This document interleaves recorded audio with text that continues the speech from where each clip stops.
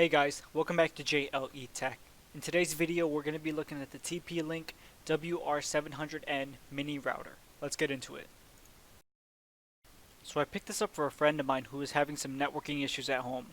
We're going to see that this router has a lot of really useful features. It can be used as a standalone router, an access points, a repeater, and it has a couple of other really cool features that we'll look into a little bit later. So as always, I'm going to give you a 360 of the box. Nothing special going on here, pretty standard to be honest.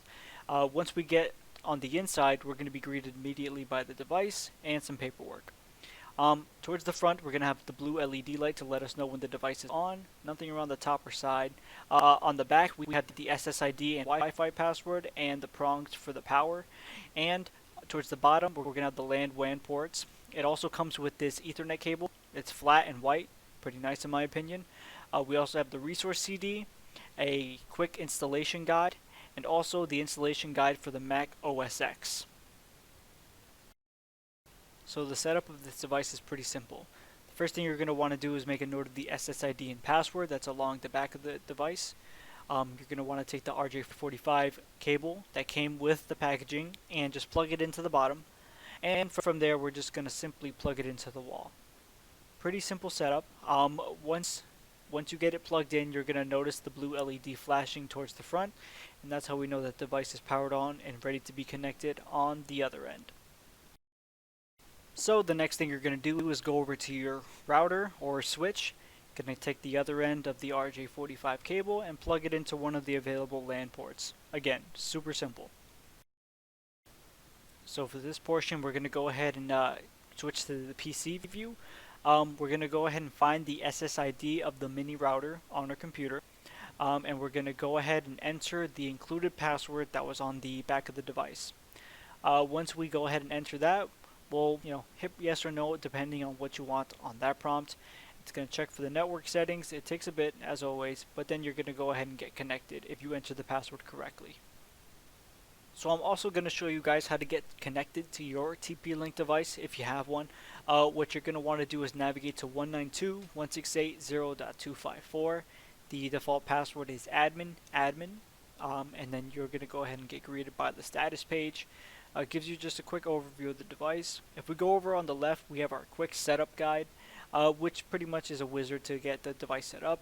And this is what I was talking about before, that it has a bunch of different working modes. Right now the device is in access point mode. We also have router mode, which lets it act as a standalone router. There's also repeater, which lets us extend the range of an existing Wi-Fi signal. There's also bridge mode, so it can communicate with another wireless network, and client mode, and I think that's if you want to set up like a PlayStation or something or another. We have the LAN settings that you can edit if you want a different internal IP address. We have the wireless settings, so we can change the SSID.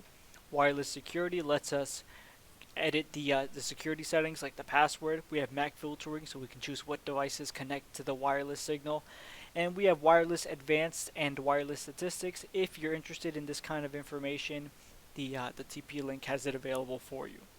We have the DHCP settings, again if you want to edit what IP addresses the device gives out. And we have kind of like an ARP list, and we can set static IPs there as well. Under maintenance, we have a bunch of different settings: diagnostic, firmware, factory defaults, backup, reboot, password, system log, if you want to go ahead and dive into that. So that's going to do it for my review of the TP-Link WR700 mini router. I'm going to start adding who I think this device is for in my outros. I think this device is perfect for anyone who's trying to extend their wireless network at home or at work. The WR700 is a very flexible device that can fit multiple different applications. I wouldn't personally use it as a standalone router, as I think it's missing a core feature in LAN ports, but as far as extending the Wi-Fi or adding a repeater to your network, I think this device is absolutely perfect. So guys, thanks for watching this video. If you guys have any comments or questions, feel free to leave them down in the comments section below. Like the video if you like what you see and you want to see more, and get subscribed to the channel, it really helps out. I'll catch you guys in the next video.